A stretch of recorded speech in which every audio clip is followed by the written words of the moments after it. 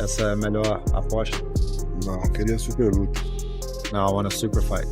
Oh, super fight at heavyweight. I can think of one. Wow, name. Derek That would, Lewis. It's Aspinall, man. Não sei se, Casa Branca, Jon Jones.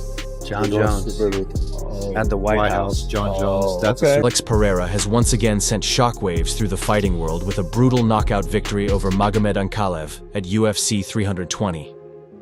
The Brazilian powerhouse showed no mercy. Any sport, the Lakers, the Celtics, any way that you want to do it. You do not lose to somebody and 5 months later flip the script this overwhelmingly. He believed in himself. And by the way, I was irritated with one thing, which is I didn't feel that Pereira was calling for this fight. I didn't see it. I spoke to Dana White yesterday. He said, Chael, that was only publicly. Behind the scenes, he was demanding this fight. He didn't think he was himself. He didn't want to make excuses, but he wanted the rematch. And yes, to your question, I believe it now.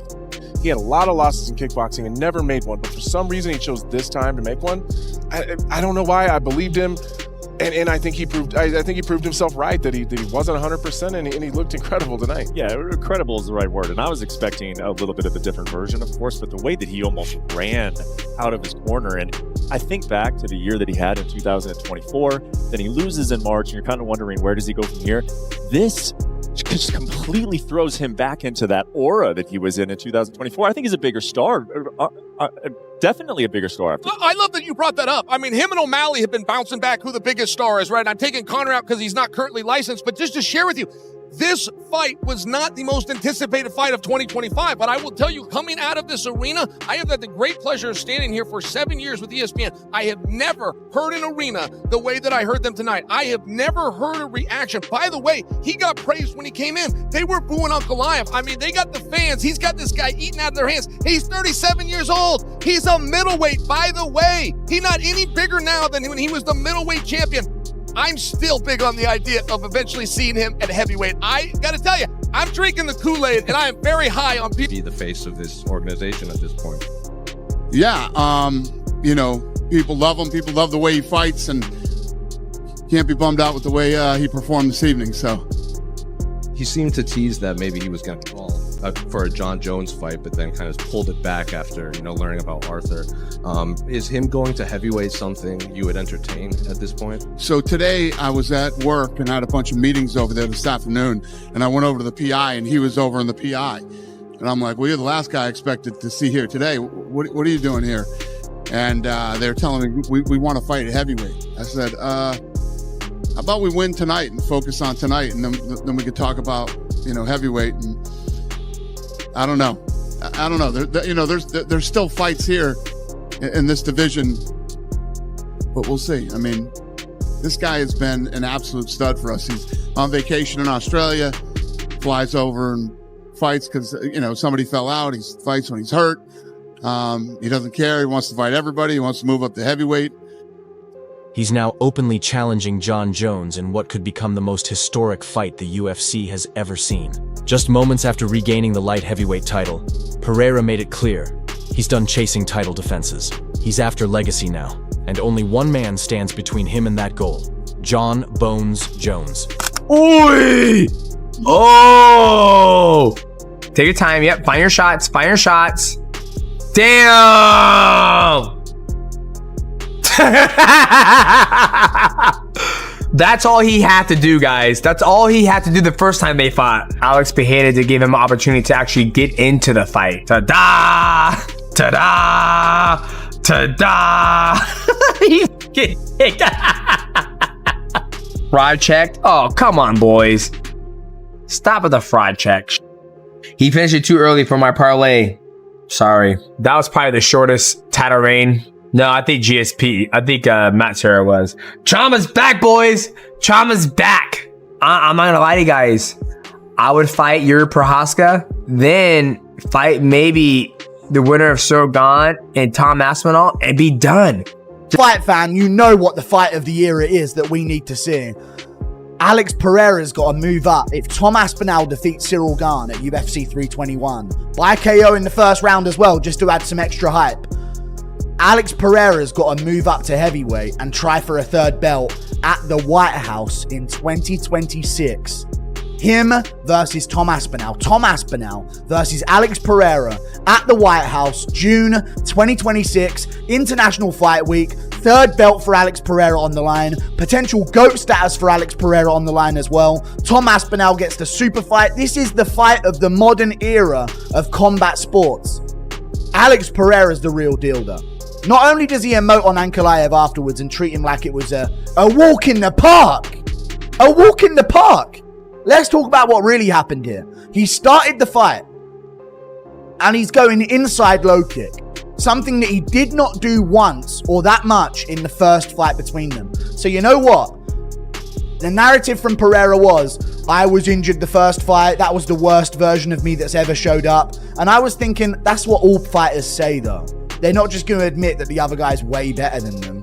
So I was thinking, all right, Alex Pereira, these are excuses, but they were definitely legitimate excuses because he went shin to shin with Ankalaev, like Jan Blachowicz did. Remember, Ankalaev's a southpaw, as he is in this stance here. And what you may notice is, he's not a southpaw here. And that's what it came down to. In the last fight, Ankalaev could remain southpaw for nearly the entire time. That's where he's comfortable. And that's what gives Alex Pereira problems. And Pereira was trying to do lead low kicks on Ankalaev's calf, and they weren't having nearly as much of an effect. Jan Blachowicz went shin to shin with Ankalaev and gave him a... The MMA world is in a frenzy as fans, fighters, and analysts everywhere are buzzing about the possibility of a massive showdown between Jon Jones and Alex Pereira. With reports that Jones is back in training, rumors are heating up that this dream fight could headline the historic UFC White House event. An occasion Dana White has been hyping as one of the biggest moments in the sport's history. On one side, you have Jon Jones, often hailed as the GOAT, the most dominant light heavyweight the sport has ever seen, who moved up to heavyweight, claimed the title, and then stepped away due to injury and uncertainty. On the other side is Alex Pereira, the cold and calculated knockout artist who's risen through 2 divisions, dispatching elite competition with terrifying ease. These two aren't just fighting for belts, they represent something bigger. Jones symbolizes legacy and greatness, while Pereira stands for unmatched power and precision. Now, it feels like destiny is bringing them face to face. Just staring, just looking, all being very, very serious, very scary and very intimidating. Well, it obviously worked because Magomed Ankalaev just got flatlined, smoked, destroyed, beaten in 1 minute, 20 seconds. Now, all the talk of him coming in at 40%, maybe there was a little truth to that. I mean, we did talk about him being a little burnt out. We did talk about the schedule that he was on, which was kind of crazy. And certainly it looked like it did catch up to him in his last fight against Magomed Ankalaev. But he was right. There isn't going to be a third match. There isn't going to be a rubber match. Absolutely no way. Alex Pereira now is going to go into new challenges. If Magomed made it competitive, then maybe there would have been a talk of a third match. But it wasn't competitive. It was completely one-sided. It was one of the most vicious beatdowns we've ever seen. Alex Pereira now is a 3-time UFC champion. No UFC champion has ever lost a belt like that and then came back and got it in quick fashion and made it that easy. No champion's ever done that before, losing the belt and coming back again like that. And then when you look here at the record of Alex Pereira and what he's achieved, Joe Rogan and DC, they were talking about this all night. But it is... And then a little bit of the second. And I felt like if I went back and did that again, I feel like I would do it differently. He had 25 minutes of content with the educated striking game that he has. I wasn't surprised that he pushed him back. I was surprised that he ran into the fire like that because he usually kind of starts slow. They're now 1-1. If we were to accept what happened in the previous fight, we would be discussing a trilogy. We're not. We're even looking at Prohaska, who's 0-2, who got beat up for 2 rounds tonight. We're discussing that he goes in. The reason I share that, well, we did not ask for this fight. Dana White said, I want the 2 right guys to fight. These are the 2 right guys. Dana himself saw something that he thought perhaps wasn't right. And we get this rematch, and all of a sudden, Pereira goes out and delivers what he says. As the older fighter, I can't tell you a time off the top of my head where an older fighter came back and beat a younger fighter. Division world champion for the first time. And it's, look, Tom Aspinall is a large obstacle. That's a big That's a giant man that is never going to make middleweight, never going to make light heavyweight. Right. That is a true heavyweight. Tom Aspinall couldn't make 225. No. He's huge. Yeah. Because he's ripped at 255. Yeah. So that's a real heavyweight. I'd like to see him fight again at 205. I got to be honest, man. I kind of like the guy that dominates a little bit, especially when it looks like that. But it looks like that. I mean, that was revenge. Well, Yuri Prochazka has fought Alex Pereira twice. So in our fighter meeting, when we talk about Ankalaev, that would have been a fresh matchup, Yes. whereas Carlos Ulberg has not fought him, so maybe he has the inside net. Well, Ulberg versus Yuri for an eliminator. Or for a vacant belt if Peloton's doing his if thing, right? Peloton decides to go up, look, he's 38 years old too. At a certain point in time, he's going to be done with this.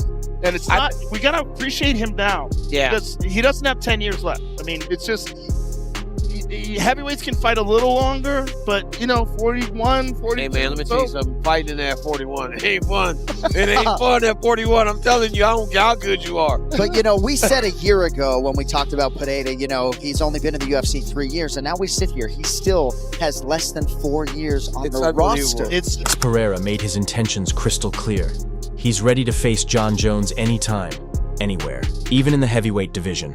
His coach has already voiced full support, pointing out that Pereira's size, strength, and calm under pressure make him a natural fit for the heavyweight class. With the light heavyweight division nearly cleared out, there's little left for him to prove there. On the other hand, Jon Jones has remained publicly silent, but reports suggest he's training intensely, 5 days a week, focusing on his wrestling and working closely with his longtime coaches, hinting at something major in the works. Fans are starting to connect the dots, wondering if that something big could be a showdown with Pereira. If it is, this bout might go down as one of the most defining moments in UFC history. Picture this: Pereira versus Jones, center stage at the highly anticipated White House card, with the entire world watching. One of the most feared strikers in modern MMA against arguably the most intelligent and strategic fighter the sport has ever seen. The stakes? Monumental. Pereira has the chance to become the first man in UFC history to win titles in 3 divisions: middleweight, light heavyweight, and possibly heavyweight. For Jones, it's the ultimate opportunity to solidify his status as the undisputed greatest of all time. But there's a twist. Dana White has been hesitant to lock Jones into the White House event, given his history of injuries and canceled fights. However, with former President